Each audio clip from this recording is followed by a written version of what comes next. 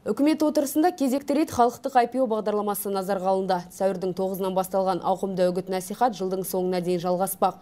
Ал халықпен тікелей жұмыс жүргізетін мамандар біліктіліктерін көтеруде.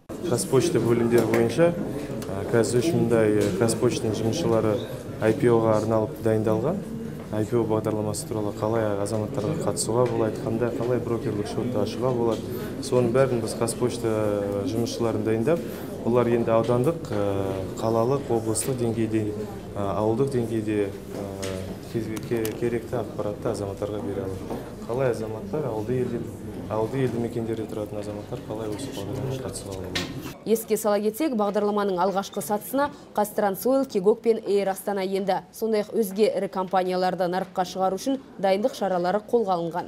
Биылғы жылдың қыркүйек айында Қазтрансойл компаниясының акцияларын сатып алуға өтініштерді қабылдау басталады. Біз сонымен қатар екінші эшелондағы компанияларды әзірлеуді бастап отырмыз. Яғни 2013 жылға Қазтрансгаз, Самұрық-Энерго, Қазмұртрансфлот компанияларын дайындау керек. Жалпы 2015 жылға дейін Самұрық-Қазына қорының барлық ірі және еншілес компаниялары қор нарығына шығарылуы тиіс. Ал осы жылдың соңына дейін және келесі жылдың 1-тоқсанында Кегок бойынша мүмкіндіктерді қарастырамыз.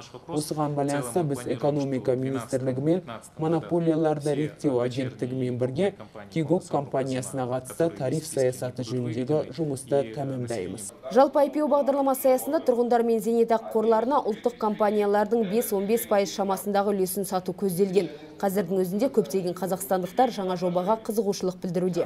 Веб-сайтымыз жұмыс істеп жатыр www.халық-ipo.kz. Және соған қосымша колл-центр жұмыс істеп жатыр. Ол тегін Қазақстанның әр жерінен тегін звондауға болады. Осы бірінші аптадан бастап 300-дей сұрақтар келіп түсті.